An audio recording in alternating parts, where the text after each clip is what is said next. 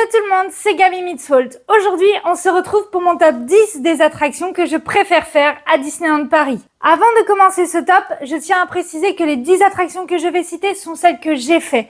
Malheureusement pour moi, je n'ai pas fait Crush Coaster ou encore le Land Toy Story que l'on a au Walt Disney Studios. Je tiens également à préciser que ce top 10 réunit aussi bien les attractions du parc principal que des Walt Disney Studios. On commence tout de suite. En 10e position, on retrouve le Pays des Contes de Fées. Pour ceux qui ne connaissent pas cette attraction, il s'agit d'une petite balade en bateau où l'on va embarquer à travers les différents classiques que Walt Disney a pu créer. On va retrouver notamment Blanche-Neige, La Belle et la Bête, Ariel, Aladdin, mais des un peu moins connus comme Pierre et le Loup.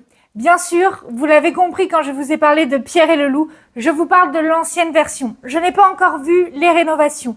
J'ai hâte de la voir quand je retournerai à Disney. Ce que j'apprécie beaucoup dans cette attraction, c'est que l'on va pouvoir se poser et être un petit peu dans une bulle de détente puisqu'on va être au contact de la nature, car les décors vont être en petit format dans des grands écrans de verdure et cela va nous permettre de nous couper un petit peu de l'euphorie générale et de nous poser. Ce que j'apprécie particulièrement dans cette attraction, c'est qu'elle met en avant les décors et les personnages que l'on aime. Ce qui explique la 10e position de cette attraction, c'est que malheureusement, je trouve que certains décors sont disproportionnés par rapport à d'autres. En effet, on va avoir Blanche-Neige et La Belle et la Bête qui vont être complètement fondus dans les écrans de verdure, alors que l'on va avoir l'énorme tête de tigre pour rentrer dans la caverne aux merveilles comme Aladdin dans le dessin animé. Ce qui m'ennuie également dans cette attraction, c'est que les personnages, quand ils s'y trouvent, en plus des décors, ne sont pas animés.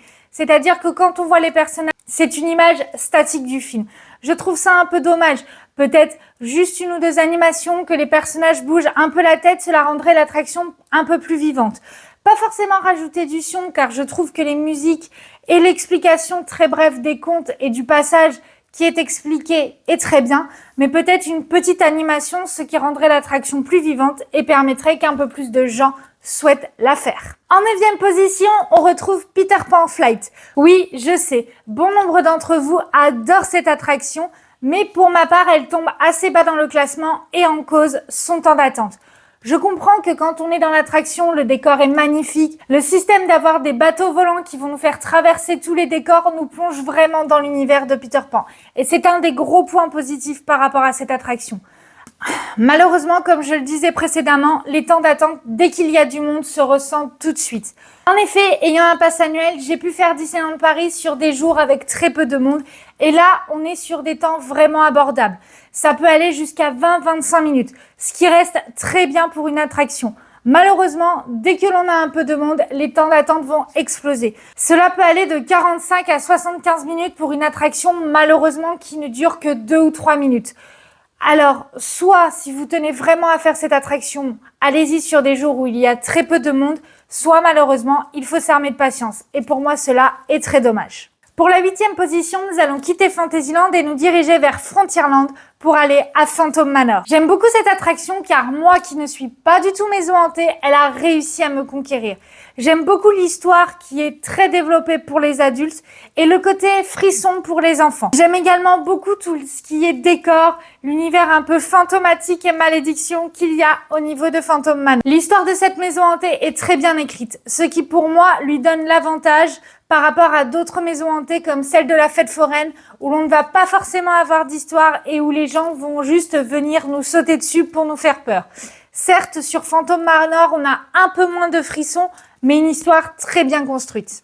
Comme dit précédemment, je trouve qu'il y a très peu de frissons dans cette maison hantée. Et pour moi, c'est ce qui explique sa 8e position. Car même si l'histoire est très bien trouvée, ce serait bien d'avoir un petit peu plus de frissons toujours construits autour de cette histoire. Pour la 7e position, on va quitter le parc principal et se diriger vers les Walt Disney Studios. Dans ce parc, on va retrouver différents univers, mais beaucoup de Pixar. Et justement, l'attraction dont je vais parler est un Pixar, puisque je vais parler de Cars 4 roues. Et oui, j'apprécie beaucoup plus cette attraction que les tasses d'Alice au Pays des Merveilles, par exemple, que l'on peut trouver à Fantasyland. En effet, ces attractions sont un petit peu sur le même principe. Vous allez être à bord de petits véhicules qui vont vous faire tourner. Pour Alice, on est sur des tasses. Pour Cars 4 roues, vous l'avez compris, ce sont des voitures. Ce qui fait ma préférence pour Cars 4 roues, c'est que contrairement à Alice, on va pouvoir tourner sans avoir mal au bras. En effet, on va déjà avoir les voitures qui vont tourner dans un sens et ensuite les cercles qui seront en dessous qui vont tourner dans l'autre sens. Grâce à un système d'aimant, les voitures vont changer de cercle. Plus d'une fois, on aura peur de la collision, mais bien sûr, Disney a tout prévu. Il n'y aura jamais aucun souci. Ce qui explique pour moi cette 7e position, c'est que malheureusement, je trouve que les voitures sont trop identiques. J'aurais préféré, même si on reste sur le même modèle de voiture, que l'on inclut peut-être un peu plus de personnages de Cars. En effet, mis à part Flash McQueen et Martin que l'on retrouve dans le décor, je trouve que toutes les voitures se ressemblent. En 6e position, nous allons retourner du côté de Frontierland pour cette fois-ci avoir Big Thunder Mountain ou le train de la mine en français. En effet, c'est une attraction que j'apprécie beaucoup et pourtant je ne suis pas du tout attraction à sensation forte. Ce que j'apprécie dans cette attraction, c'est que malgré la vitesse et le fait que l'on bouge beaucoup au niveau des rails, le décor est très bien fait et le rythme est adapté justement pour que l'on puisse profiter de ces décors et de cette vue. Ce qui pour moi explique malheureusement sa 6e position, c'est qu'elle est très souvent à l'arrêt ou en travaux. Je comprends bien que le fait que notre Big Thunder Mountain se trouve au niveau d'un lac sur une île complique les choses, mais c'est vrai que l'on arrive souvent dans la file d'attente où on va attendre peut-être une demi-heure, voire 45 minutes sur les 60 minutes accumulées. Et à ce moment-là, les cast members vont gentiment nous demander de sortir car l'attraction est en panne. Pour ma part, cela m'est arrivé plusieurs fois et c'est vrai que cela déçoit beaucoup. En 5e position, on va retourner du côté de Fantasyland et on va passer un petit peu de temps avec Dumbo puisque l'on va rentrer dans le petit train du cirque, le Casey Junior. Ce que j'apprécie beaucoup dans cette attraction, c'est d'une part que c'est un coaster adapté à toute la famille et aussi aux personnes qui n'ont pas l'habitude de faire des sensations fortes. Cela leur permet d'avoir un petit coaster et un voyage agréable. La deuxième particularité que j'adore dans ce coaster, c'est que, comme pour le reste des coasters, mais je trouve que sur celui-ci, c'est un petit peu plus prononcé, on va vraiment être dans un train de cirque. Je vous explique. Au niveau du train, on va avoir différents wagons et ceux-ci vont être thématisés. On va bien entendu avoir la loge pour les éléphants, la loge pour les girafes, les lions. Et c'est ce qui permet d'être vraiment déjà dans l'ambiance. La deuxième particularité au niveau de l'ambiance, c'est la musique. En effet, pendant tout le trajet, on va entendre la célèbre musique de Dumbo, le train du bonheur. Autre avantage que l'on a, c'est que l'on fait un passage dans le pays des contes de fées. Je trouve ça très bien car cela a permis de gagner un peu de place pour Disneyland Paris en emboîtant une attraction dans l'autre. Cela donnera également l'envie aux personnes qui ont fait le Casey Junior, mais pas forcément les contes de fées, de découvrir un peu plus profondément la seconde attraction. Je tiens également à préciser que je n'ai pas fait l'attraction également depuis les rénovations. En effet, le pays des contes de fées et le Casey Junior ont été fermés pendant plusieurs mois pour rénovation. Je ne suis pas retournée à Disneyland Paris depuis que les rénovations ont été terminées. Mais j'ai hâte d'y retourner en octobre pour pouvoir profiter de tout ça. En 4e position, on va retrouver une attraction de Discoveryland. Je parle de Star Tours, l'aventure continue. J'apprécie beaucoup cette attraction. D'une part, je suis très fan de l'univers Star Wars. George Lucas a vraiment fait un travail de fou. Je suis également très heureuse que nous ayons cette attraction à Disneyland Paris, car pour moi, elle est une vraie force. Dans Star Tours, nous allons nous retrouver dans un vaisseau avec des lunettes 3D et avec C3PO aux commandes. Attention, car C3PO, comme il le sait, n'est pas du tout un navigateur. Ce que j'apprécie beaucoup dans cette attraction, c'est qu'ils ont mis tous les univers de Star Wars. Aussi bien les Star Wars classiques du 1 jusqu'au 9, ainsi que Rogue One, le Mandalorian. Il ne manque plus que la petite série d'Obi-Wan Kenobi. Grâce à toutes ces variétés, on peut facilement faire Star Tours plusieurs fois. Il est très rare que l'on tombe 2 fois sur le même scénario. Nous allons rester dans le même land pour la 3e attraction de ce top, puisque nous allons parler de Buzz Lightyear Laser Blast. J'apprécie beaucoup cette attraction car c'est une de celles où on peut le plus participer. En effet, nous allons embarquer à bord de petits vaisseaux avec des petits pistolets laser afin d'aider Buzz l'éclair à vaincre le méchant Zurg. Tout au long du parcours, nous aurons des cibles à viser. Bien sûr, ces cibles rapporteront un certain nombre de points. L'objectif pour les joueurs, que l'on soit en famille ou entre amis, est soit de battre les records des uns et des autres.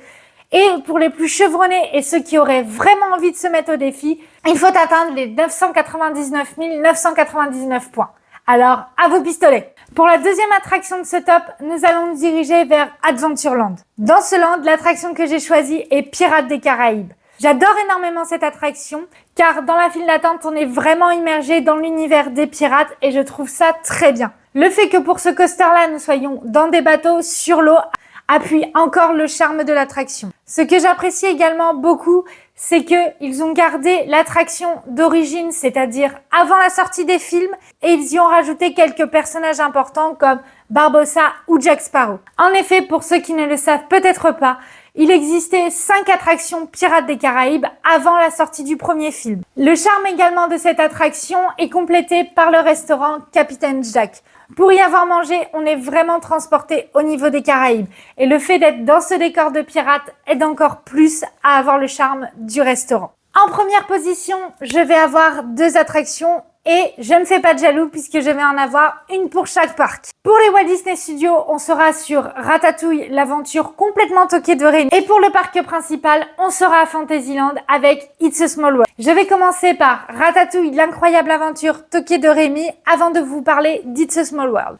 Pour ce qui est de Ratatouille, déjà, comme pour Pirates des Caraïbes, la file d'attente sur les toits de Paris nous met bien dans le film. Les décors de l'attraction nous font vraiment sortir au niveau de la taille d'Ara. Et malgré que les sièges bougent vite, je trouve que l'on ne se sent pas ballotté et que l'on n'a pas la tête qui part dans tous les sens. Avant, cette attraction était en 2e position dans mon top pour 2 raisons. Comme je vous le disais, au début, les souris partaient tellement vite que l'on était ballotté dans un sens comme dans l'autre. Et la deuxième raison était la 3D. Je trouvais qu'avec les images et les couleurs très claires que l'on a régulièrement, cela donnait mal à la tête. Ce détail a été corrigé car l'attraction est repassée en 2D, mais cette fois-ci avec des effets pour que l'on se sente quand même dans la peau d'Ara sans forcément avoir ce souci de 3D.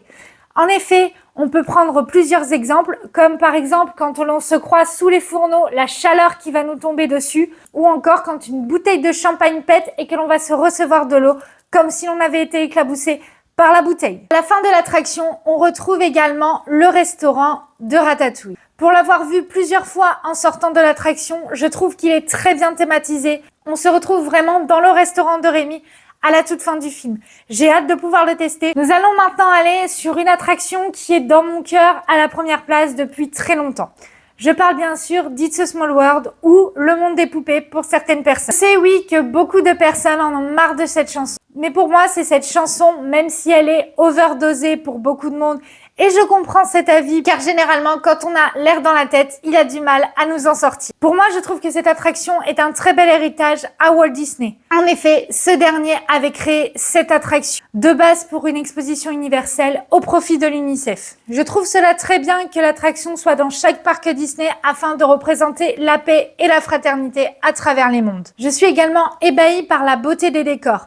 Je trouve que chaque pays a été représenté sous différents aspects et je trouve que cela a très bien été fait. Que ce soit par les monuments, les tenues traditionnelles ou encore les religions et les cultures. Ma pièce préférée dans cette croisière, et je pense que beaucoup me rejoindront sur cet avis-là, c'est la pièce blanche à la fin. Toutes les cultures sont mélangées et l'on chante à l'unisson dans un monde de paix. Quel plus beau message de Disneyland Paris et de la Walt Disney Company peut être donné? Pour ce top, c'est terminé. N'hésitez pas à me mettre votre top 10 en commentaire. Je vais également régulièrement sur Disneyland Paris, donc n'hésitez pas à me dire si cela vous ferait plaisir que je vous fasse un vlog, soit juste sur ces attractions, soit pour que vous puissiez voir les personnages et comment j'organise mes différents séjours là-bas. N'hésitez pas également à aller voir mon short sur les spectacles Disney et surtout n'oubliez pas que si vous pouvez rêver, vous pouvez le faire. Bisous tout le monde!